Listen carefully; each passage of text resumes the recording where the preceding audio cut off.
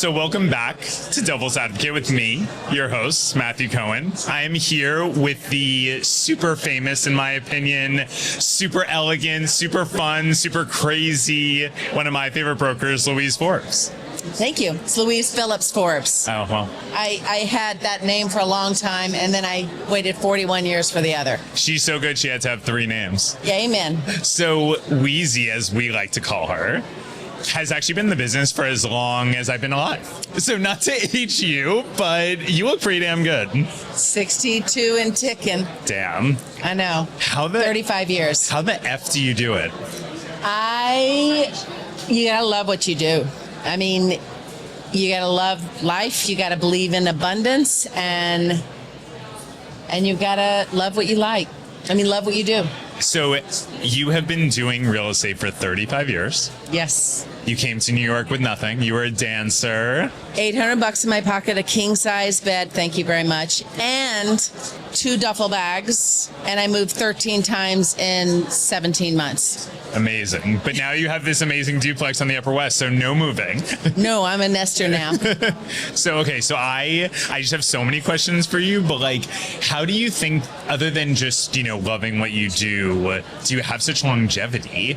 Because our business is really hard, right? I don't think we stress enough how challenging our business is. You mean it's not flying in a helicopter and then just yelling at somebody and closing a $30 million deal at lunch? Exactly. Yeah. In my high heels that are 10 inches. I'm pretty good on the They are on good. the They are heels. good. But, longevity is, I think it's sustainable when you are exactly who you are in all of your affairs. When you come to learn, which took me a minute when I was first in the business, that buyers and sellers are here today and gone tomorrow, maybe not, but that your colleagues, whether you're on the other side, whether you're in your own office, and the little guy, meaning the new kid on the block, is the one that you'll be up against a deal with. So treat people with kindness, have boundaries, but be authentic and be exactly who you are, because that is, we're rinse, repeat, and the cycle repeats itself. And if you come across and you are consistently not honorable or not kind, it will catch up with you. Though, I will say, we did one of the first deals of my career together. I was pretty tough on you. And you were tough on me. So this is something I actually appreciate about you, because you are super kind, but you're challenging. You definitely are not afraid to push back. But I appreciate that about you, because honestly, I would not have learned that lesson at that time if you weren't on the other side of that deal. And it was also difficult because that was you putting your parents in a very, very special apartment. It meant a lot to them. So your family, you're that much more invested. And I do believe very strongly in holding people accountable. But if you don't know, it's also okay. I learned from other people, and I still do today. And if you stop learning, then you stop living. Yeah. In all of your affairs. And you can't learn unless you make mistakes. And to your point, unless people tell you that you're making mistakes. And you may not even know it. This isn't acceptable, and let me tell you why. Right, exactly. Yeah. So on that note, you are, again, I'm going to keep on saying, the reason I love you, because truly, I love you for who you are. I love that you're not apologetic about who you are. You're a little bit of a controversial person in our business. Well, devil's advocate, that's why I'm here, isn't it? You're honestly, you're my perfect guest. Well, I will say that you will always know exactly where I stand politically, and my husband is will always recognize when somebody is not actually an ally. I don't. I just speak my truth, and I certainly don't want to offend people, but when it's gotten me into trouble. There was a time where I worked at another company, and they had a very purposeful agenda to implement a certain way of dealing with new development, and I was singing from the mountains, whoever would listen to me, and they nipped that in the bud.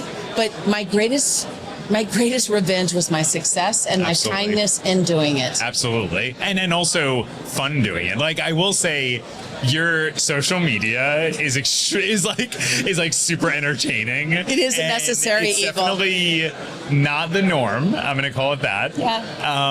But it's entertaining and it's fun to see you having fun. Like, I think that's my biggest. I don't want to stereotype, but I find that some of the people in the business who have been in it as long as you do and you have, is they take it a little too seriously. They're a little like too like one note. Like, I love having seeing you have fun. Well, I think that social media is a necessary evil, and I kind of didn't deal with it for a very long time, and then I was like, all right, I'll do this 1 hour a month, and then thankfully, I mean, literally, we have had more. We are up 30% in our engagement. I don't have 5 million followers. I probably have 10,000 followers between Wheezy_says and Louise Phillips Forbes team. Yeah.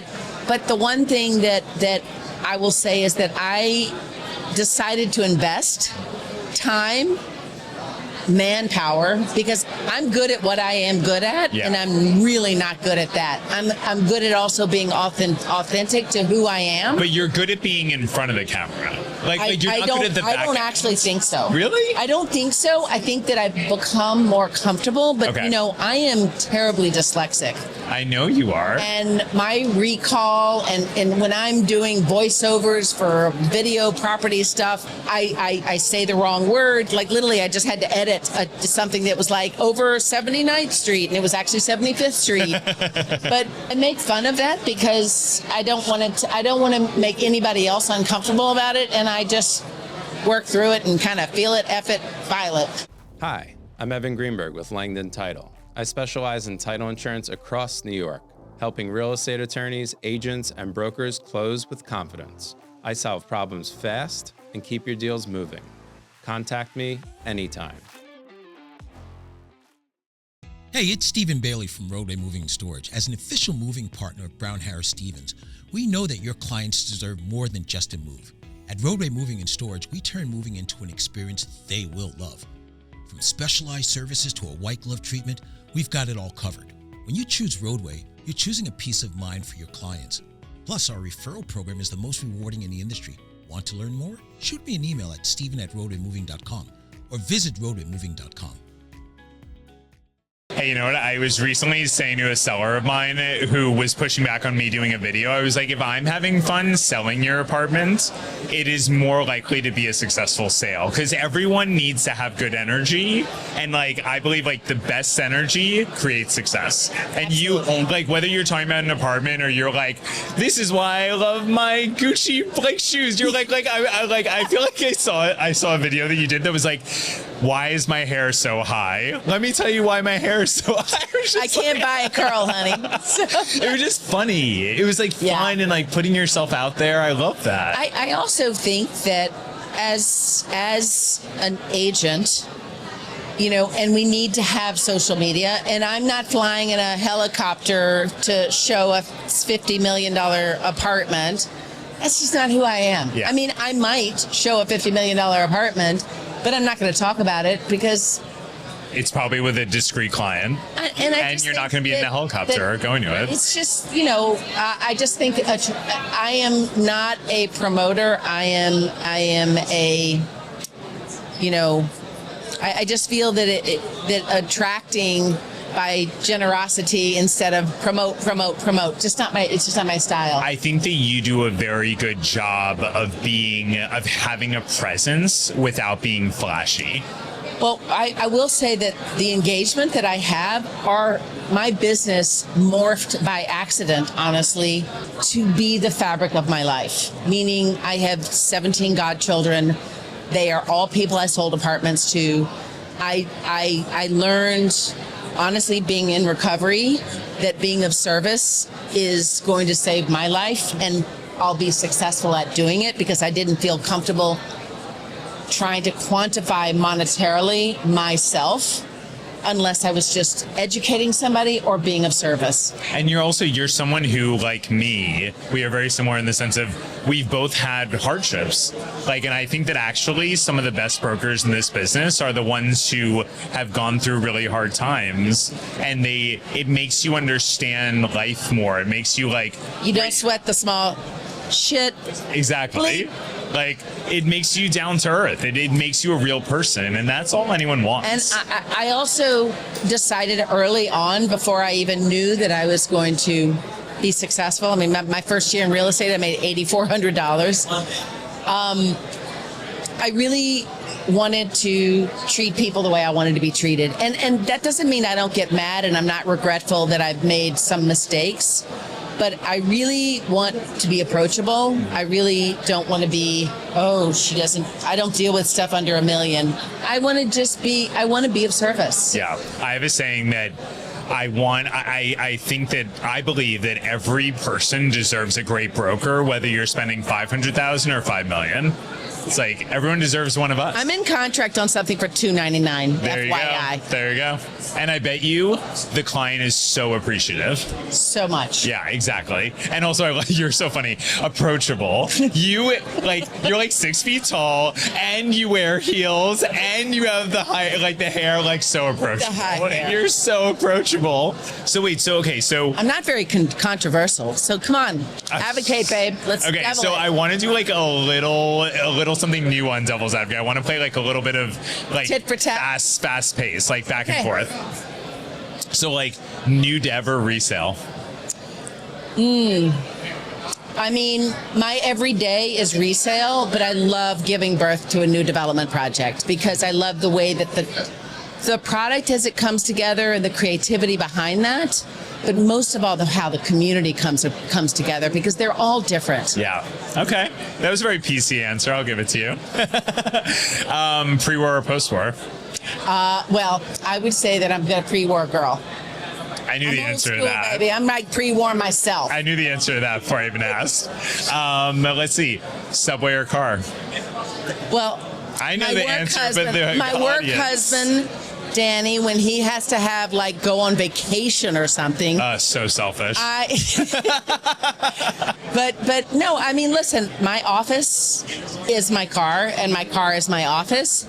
And, when the whole congestion thing came about, I was I'm just writing off that $3,000. But I use the subway every day. If I'm going to the gym to work out at Sports Lab, I get on the subway. I love it when I get to go with my husband. Oh. See, there you go. That was going to be one of my questions, but it's a little controversial. Single or married? I'm married. I kissed a shitload of Which frogs. do you rather? Which would you rather? Oh, I would rather be married. Okay. I mean, yeah, every day, my husband makes me a better person every day. He's great. He is. I will vouch for you. Yes. Boot camp or Soul Cycle? Or Punch Force or Sports Lab, because I do it all. Okay, well, we know you're so in shape. I'm not a Tracy chick. Okay. By the way, I was at an event Saturday night, and somebody asked me if I carried my children on my own. And I was like, I love that you're asking me that. And I did put on 74 pounds with each child. And can I give you $10? Right. And can you be my assistant? Well, she was literally 22. So I was like, you got time, honey. Uptown or downtown? I am an uptown girl with a downtown soul. Well, okay, then north or south? Well, I'm a Southern girl, so especially when I'm negotiating, all I need is another $5,000. My accent comes out like no tomorrow. So wait, are you not a northern woman with a southern soul? Yeah, something like that. Ooh, okay. See, I like that.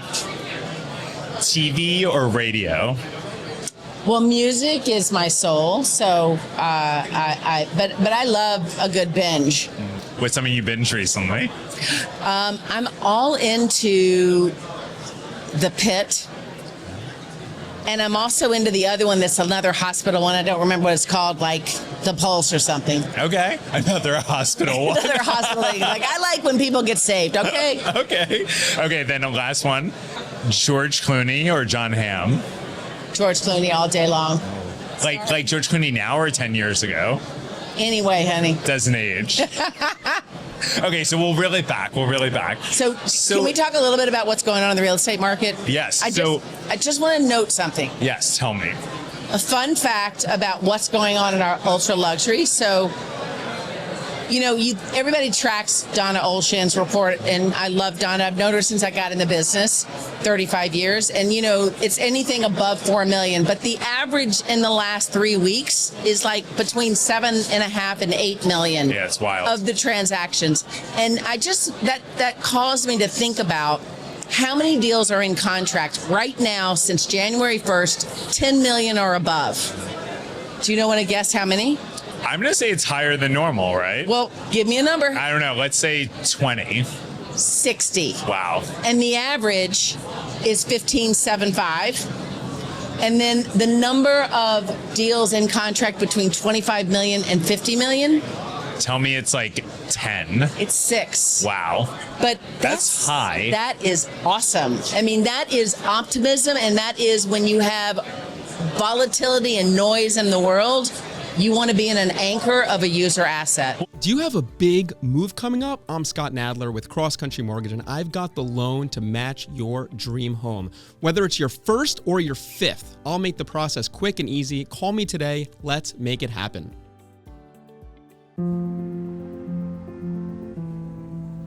What do you really need to know about buying or selling a home? First, it's serious business, and it's complicated. There's a lot of money on the table, and emotion too. You need an agent who knows the ropes. So, whether you're buying or selling your home, work with professionals who have a mastery of the craft.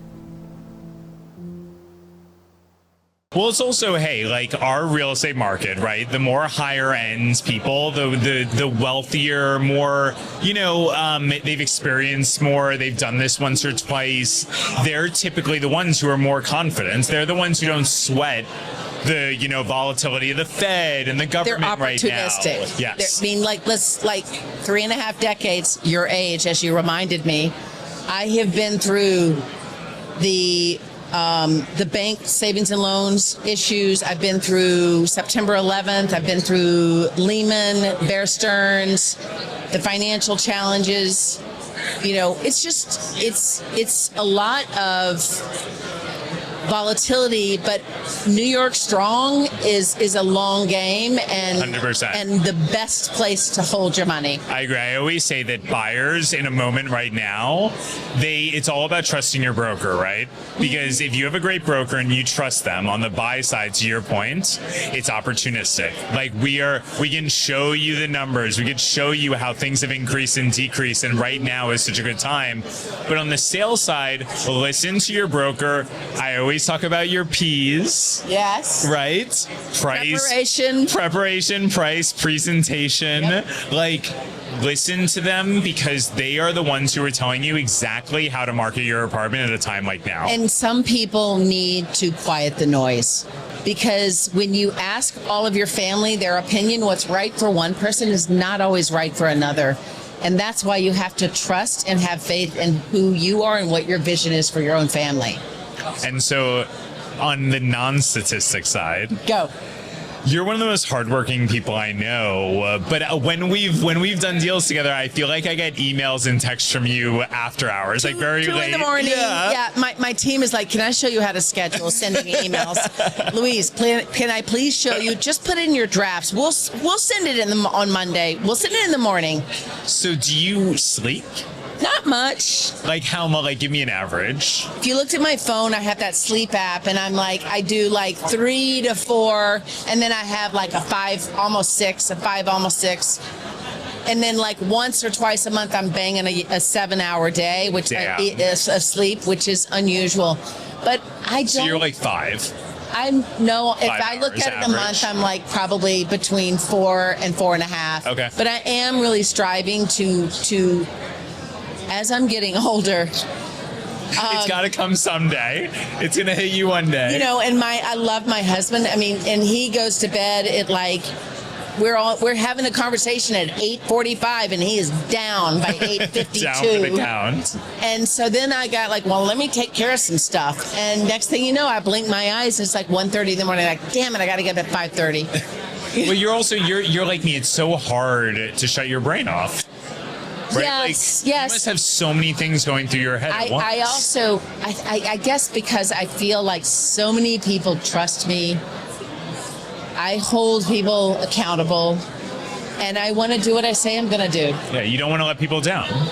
Yeah. Yeah, I mean, you know, that could be a curse and a blessing. But, you know, I when my son went to go to boarding school at 14, and my husband looked at me and was like, I think we should like maybe do couples therapy. And I'm like, is there a problem with our marriage? And he's like, no, but I think that we're going to wake up and we've like divided and conquered. Our children has been the focal point of our worlds, and we both have big careers. They're going to be gone, and we're going to be like, hi, what's your name? And so one of the things that we learned is I'm HD, I have ADD, and that the therapist recognizes, like, the one thing, Chris, you should understand is that your wife sees, like, she sees no difference between the urgent and the important, which has been great for my business, very challenging in my marriage. Well, it is, because it's like the difference of being patient and impatient, and knowing that like some things can wait and some things like can't wait. You know what I mean? Treating everything like everything can't wait. Too bad I can't schedule my email like my patience and my impatience. I don't know. It sounds like your ops person needs to teach you for a while. So I guess we'll end with, you know, given how much you sleep, and I so admire you for so many different reasons. I mean, I can't express out there enough that this is like one of my mentors I'm sitting with. She is amazing. I'm not even sucking up to you. Like, I really do. Like, I paid him $5. And yeah, and you can tell that I'm not sucking up because I think you're crazy. I think you're a nut job, but I also think you're wonderful, and I think you're so successful, but like so kind, to your point, and genuine. You have 2 boys and a husband, like, and you don't sleep, and you have one of the biggest careers in the history of real estate. Give me one thing, and it can't be that you love what you do. No, that's cool. And Listen, I'm very clear. And it can't be that you don't sleep. I'm clear that my husband and I did not meet till we were later in our lives. I got married at 41. He was 43. First marriage for both of us.